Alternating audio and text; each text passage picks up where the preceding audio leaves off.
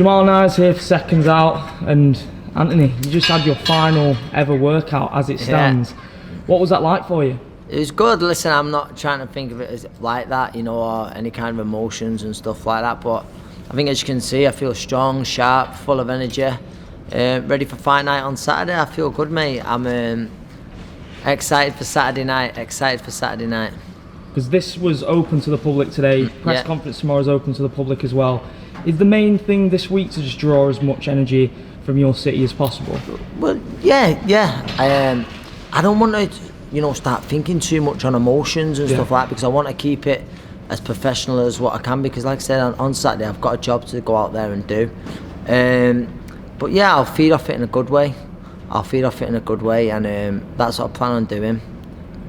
And I'll make sure I do that. I'll make sure I enjoy it as well. Do you know what I mean? I'll make sure I enjoy it, even the weigh-in. You know, not a lot of boxes the weigh-in, but I'll enjoy stepping on those scales for the last time.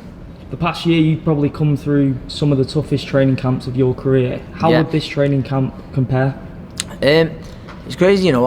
I've enjoyed it. More because I thought it's my last one. I'm really going to try and enjoy it, and I think I always have the time when times get hard, you know, dig in, because you won't be moaning again after this. But I feel good. I feel like, you know, I feel a lot fresher than what I do. Whether that's expectation that I put on myself in the past, I don't know. But I've enjoyed it a lot. I think they sort of had my last hard session the other day, and I was a little gutted then. That was the first time that emotions coming, because I was thinking, you know, that last camp, you know, that last session of camp, the hard one, boxers know, and you think, right, it's all sort of downhill from here now, sort of just staying sharp. You know, Joe's a very hard man, you know, to say the least. Yeah. Incredible resume in the sport. But have you found that he and the fighters in the gym have treated you any differently in this camp? No, it's just been camp, it's just been business, and that's the way I'd want it. There's not been any, you know Joe yourself, he's not been blowing unnecessary smoke, you know, so I like that, you know what I mean? He's saying that he's getting a bit soppy this week, but maybe, I don't know, he might realise, but he's mentioned it a few times, but I don't think of it. I don't, like I say, I'm going to try my very best to block it out until it's like that. I know the question will get asked time and time again, but I'm just going to try and treat it like any other fight.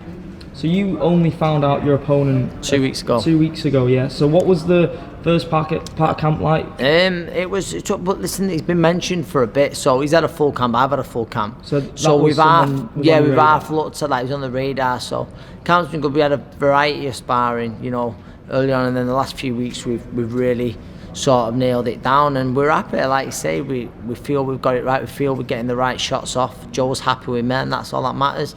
Joe's happy with me in the camp, then everything's good.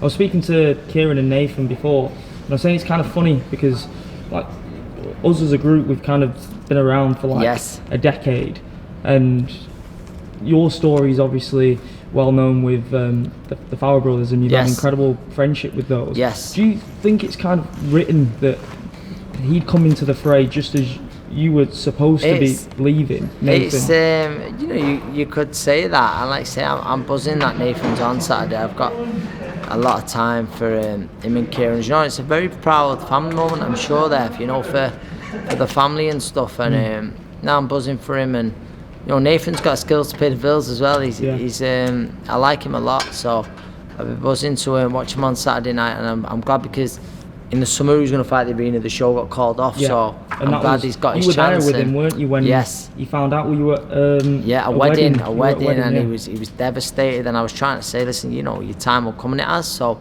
we're all on Saturday night. Have you ever met someone that's had, like, we're so open with him about how he's had such bad luck over the years, but then something bigger always seems to come round the corner? Yeah, and I think, you know, they say everything happens for a reason in a weird way. I'm sure it does, and I think, like you say, this is a bigger show on for him now, you know, than what was going to be in the summer, and he's looking forward to Saturday night, and he looks in great place. Have you envisioned in what capacity you will be in Gallagher's gym after this? Such a family not there, just isn't it? yet. Yeah, it really is. But I mean, I'll still be popping in, probably do bits of, you know, bag work and stuff like that. Joe needs an hand or all like that, then I will. If there's ever a time he wanted me to pad a fight or all like that, then, you know, I would do. but you know, I've not thought about that too much. I'll think about that a lot more after Saturday night. You've never been aggressive in the ring. You've always been very calm and calculated. Do you have anything in your locker in that first round where you think, you know, I might surprise some fans in there? No, I just think I treat it like any other fight, whether if I see a shot or if I see an opening, then, you know, I'm going to try and take it. But my focus on Saturday is to go out there and just put on a very good performance, which I believe I can do. Everything in camp suggested that. And like I say, I'm looking forward to Saturday night.